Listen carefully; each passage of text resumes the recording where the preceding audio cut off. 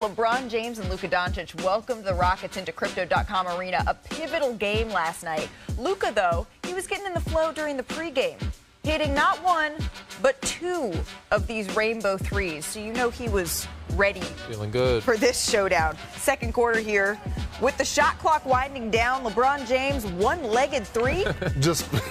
Hey, he's having fun with the game, and it looked good. It looked fluid. It's April Fool's. He's the king, but that was a gesture. A little circus shot there, and then a behind-the-back pass. Luka Doncic. It was showtime. It was showtime in Crypto.com Arena yesterday. Gabe Vincent, though, 6 threes in this game. Huge for them. And then Doncic going to work. Nasty.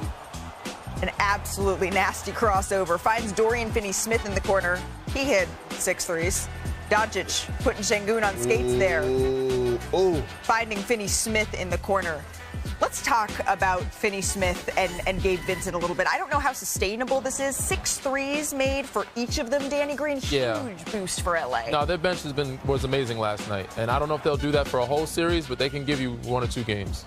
Here's Doncic on his conversation with Finney-Smith about taking a couple more shots. I just told him today, if you don't want to shoot it, I'll shoot it. Honestly, you can ask him.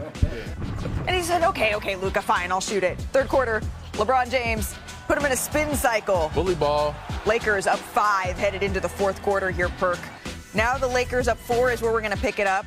When you need a bucket, call LeBron James. No, Dungeon work. He's too small. That's daddy ball. That's what I do to my sons in the driveway. Looks the exact same. Right there.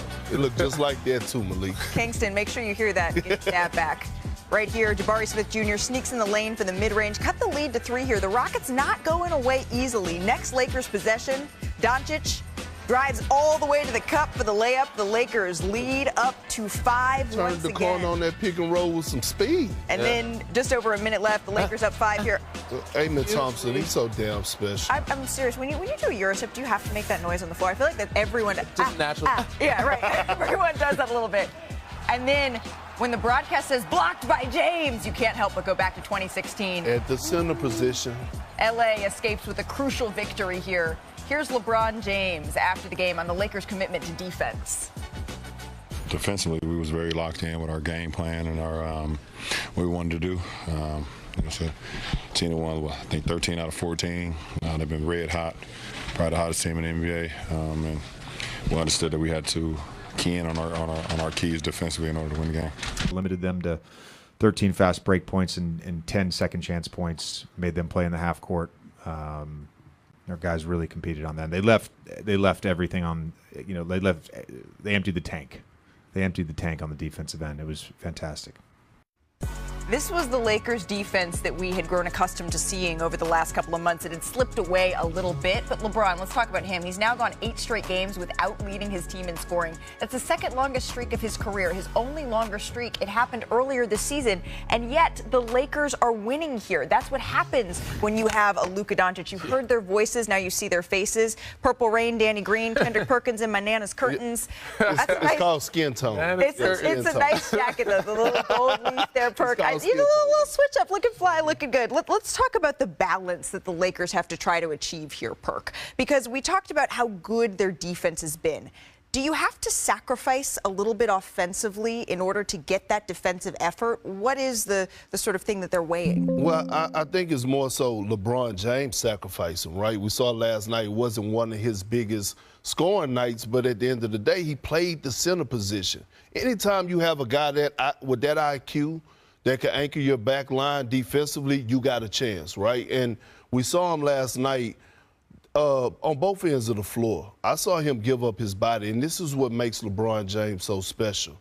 When you look at this film right here, Malika, Danny, he sacrifices. Now you have LeBron James setting the screen for Austin Reeves. That short roll. Look at the attention that he draws. Look at the eyeballs. Look at his options. Now look at this pass to the corner to Rui Hachimura for a wide open 3. Nobody could get there. And when you have LeBron, who, by the way, in that play, he could have called for the ball, hit the nail, and went straight isolation. But he said, you know what, I'm going to go set this screen short roll, and I know because of my ability of getting downhill, even at the age of 40, You still got to put these eyes on me, and now I got options and one of the best facilitators in the game. And I want to point out the fact that you said the age of 40. I don't know if he can play the 5 position at the age of 40 for a 7-game series. I do like what he did last night, but they need to rely on their offense. Right. They need it. They need the big three to play well. They need to score. They need their bench. They need all hands on deck for them to have a chance against teams like OKC, against Houston. Houston shot poorly in that first quarter, and for most of the game, I don't think they'll do that for a 7-game series. So they're going to need their offense just as much as their defense. Well, we talked about this. So keeping Houston off of the glass, that's where they thrive. And they were able to do that. The Lakers have been deploying lineups that don't necessarily have a traditional center because they've only really been playing Christian Wood as sort of their one center here. Yeah, but excuse me, I meant Jackson Hayes. Thank you. Christian Wood. But here's the thing, right? The reason that it worked for the Lakers is because the reason that the Rockets are one of the better offensive rebounding teams is because they're one of the worst shooting teams. They ranked 25th in the league, so the Lakers knew that. If we take care of the boards, then our chances of winning are very, very high. Jackson Hayes, my apologies. No, you're good. There. Thanks. Jackson Hayes has. Really appreciate that. Don't leave me hanging. All right. Sorry. Perk, you ready to channel a little bit of Richard here? Maybe drop a button? Jason Tatum and the Celtics. They're going streaking. So let's join them in Memphis. They were looking for 9 straight last night, of course. Ain't no reason to feel like crazy. Like it always could be worse. You could be homeless. We always appreciate perspective. What? That is an unbelievable. That's an interesting perspective. I think that That's a crazy. I mean, that's crazy. Why is that crazy? Not the quote, but more the concerns that you're seeing here for Memphis. Well, first of all, the whole argument to be reevaluated, right? They built something from ground up. Had a contractor in place that was doing a hell of a job, laid the foundation, had the plumbing underneath, you know what I mean? And all they was doing was steady getting up the framework and doing everything else. And then all of a sudden, step by step, they started messing up this culture that they were building. It started off, you let go of Tyus Jones, you lose Dylan Brooks. And then all of a sudden, you fired Taylor Jenkins, who, by the way, probably didn't have a chance, right? People will say, oh, it was maybe Ja Morant or, the offense or whatever. Think about this for a second. Malika, you host this show and you do a great job at it. Until I start swapping player names. One of the best in the game. Thank you. Imagine coming in here and you have no say on who your producers are. Who have your back, right? This is what Coach Taylor Jenkins. Yeah, when they the front office. The front office, we gonna hire your assistants. Every day he walk in the coaches meeting, they had a wire on. Yeah. He had no chance. So now you have to restart.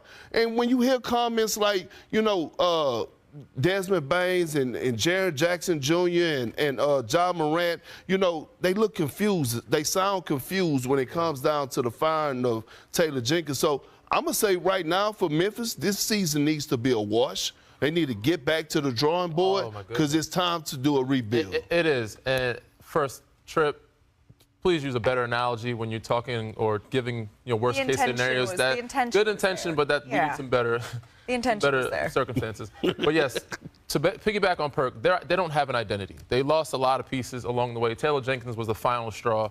And to go from a 2 seed to now probably in the play-in is going to be a big failure of a season. But that begs the question, okay, so if the Houston Rockets are the 2 seed, they just lost to the Los Angeles Lakers. At one point, the Memphis Grizzlies were the 2 seed. OKC can't play themselves in the Western Conference Finals, so who is the second best team in the West? For me, I like Memphis a lot until these things happen. But now it's to Houston. And me and Perk talked earlier, we really don't have a second team that stands out because the vet in me wants to pick Denver. They have a good, veteranship group. Lakers have some veteranship. Golden State. But right now it's Houston. Houston has the pieces. They have a little bit of experience with Ime and Dylan Brooks and Fred VanVleet, those guys. But they're still not going to be trusted because they haven't shown that they can do it. They haven't been in the playoffs. So their biggest issue is the experience. But this is the group that I look at as being one of those teams that can ultimately give OKC a test. And real quick, the shooting and down the stretch, who's going to be your go-to guy? Yeah. Right, Şengün, yes, he's baby Jokic, but then I'm looking at Jalen Green. that scouting report in the playoffs again get this much thicker. So it's interesting right now. I think it's just OKC and it's everybody. They can't play themselves. They can't. They can. They can play Boston. They can play Boston. It's OKC versus OKC. Where are we going to be in 3 weeks? Oh, we're going to be in OKC. After that, yep, we're still going to be in OKC. We got a lot to get to on this show. Let's go around the Western Conference. Zion Williamson shut down for the rest of the season. What